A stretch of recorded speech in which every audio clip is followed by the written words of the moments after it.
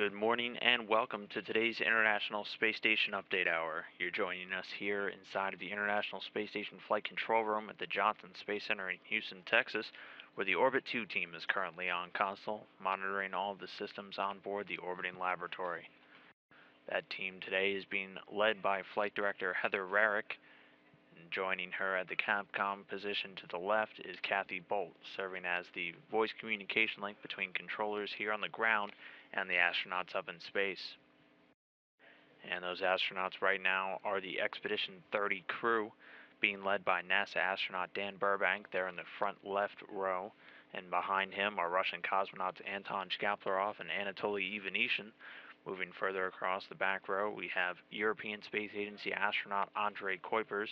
NASA astronaut Don Pettit, and in the front right, a third Russian cosmonaut Oleg Kononenko. The crew on board jumping into quite a few activities for the week, starting off with Commander Burbank, who's doing some preparation work for his upcoming undocking and landing. He will be working with Anton Shkaplerov and Anatoly Ivanishin to conduct some leak checks and other tests on their Russian Sokol launch and entry suits, which they will wear while they depart the International Space Station and land in their Soyuz TMA-22 spacecraft.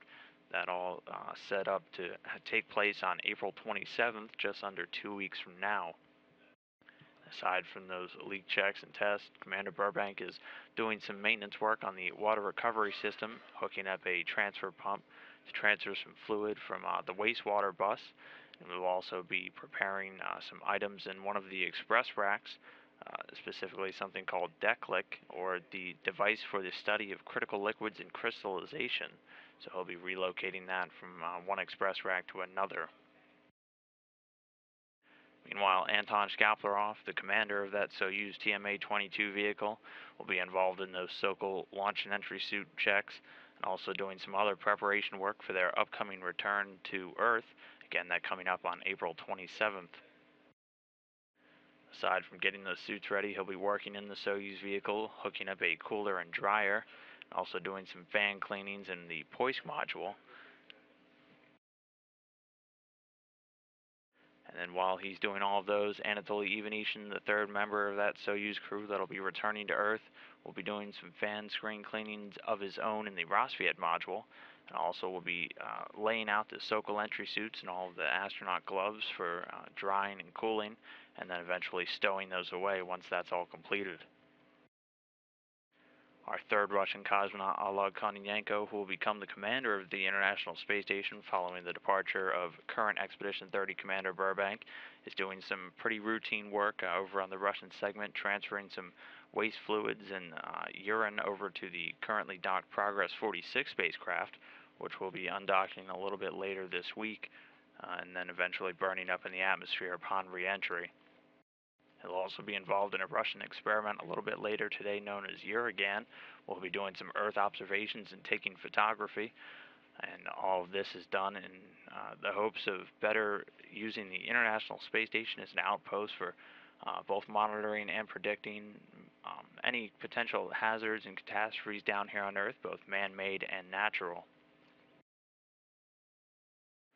And then moving on, Andrei Kuipers is very busy today, working alongside Don Pettit, doing some onboard training with for the upcoming SpaceX launch. He'll be working alongside Pettit, rehearsing some rendezvous and grapple with the Canada-2 arm, working out some procedures while they're at the Kupler Robotics workstation. That Dragon spacecraft currently scheduled to launch at the end of April, and then aiming for a rendezvous with the International Space Station on May 3rd, will be berthed to the Earth-facing port of the Harmony module, and that will be the first commercial resupply cargo vehicle in order to bring resupplies back up to the International Space Station, again, currently targeted to dock on May 3rd. So Kuipers will be doing quite a bit of training for that today, making sure he's familiarized with all of the necessary robotic work, and he'll be working alongside NASA astronaut Don Pettit. Aside from that SpaceX training, Don Pettit and Kuipers will also be involved in the Space Sound experiment, which is a Japanese experiment which uses a metallic bowl-like object and a stick generating kind of a constant buzzing noise that's then recorded with 3D microphones, and then whichever crew member is not actively making the sound, a Japanese investigation into how sound is traveling and received while on board the International Space Station. And aside from that, Pettit will also be setting up the super sensitive HD TV camera inside of the cupola to capture some of that more fantastic aurora views that we get during all of the nighttime passes for the International Space Station.